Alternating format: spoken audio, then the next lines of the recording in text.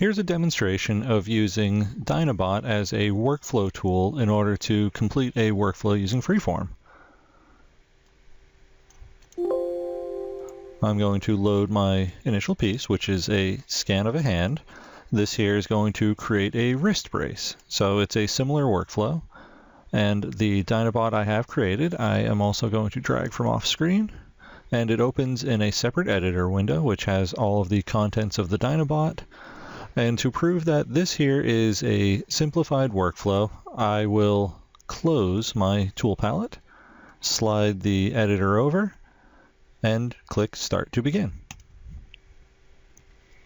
As you can see, we have an HTML page with text and an image. Instructions here say this will walk you through the steps to create a two-part wrist brace, shows what it will look like, and to begin, please select the clay piece in the object list that was made from the imported scan mesh. So this is expecting a clay piece, and as soon as I click over here in the object list, it's going to proceed. The next step is going to be drawing boundary curves. So use the Draw Curve tool. So click that, and it enters Draw Curve. Enable Fit to Clay on Create. Automatically turns on fitting, and it gives me an illustration of what type of curves I'm creating. So I'm going to create 3 curves, one around the fingers. So I will start here on the model. I am clicking with my stylus. I touch the surface, move around, click to add a new point. And I don't have to add very many curves because the fitting does allow for a relative good amount of space. Close that and create one at the back of the forearm.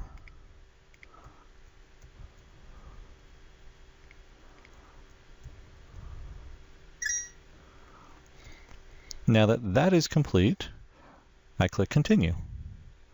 The next step has splitting curves. So, because I'm already in the Draw Curve tool, I don't need to click this or click to fit. I'm already in that tool in mode. And what I'm going to do now is draw 3 separate curves, one on the outside of the wrist, one on the inside of the wrist, and one between the thumb and index finger. So I change my view, click a few points, press E to end my curve,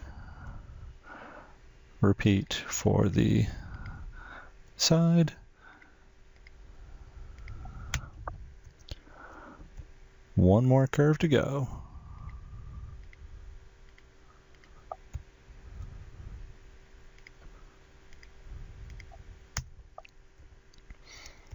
Now with all of these curves created, the next steps are largely done by the Dynabot. I will have to make a couple selections in the object list, so I will click Continue, and here it says create the cutting tool for the boundaries. The first 3 curves, the loop curves that I created, it says to select them in the object list and click Continue. So those first 3 curves, make sure they're the only 3 selected. They highlight here in the interface and click Continue.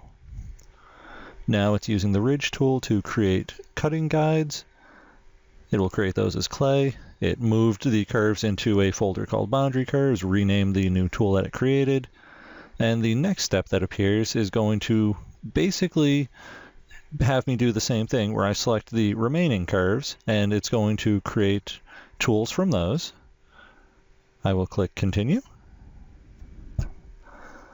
Those are being created, as well as a tool for smoothing the area of the edge of the brace. And once all of that is done, it's going to do the offset from the initial scan data. So right now you can see starting offset calculation. This takes about a minute or so on my laptop, so we just have to be patient, and the Dynabot does tell us construction in progress, so we have some indication that something's going on.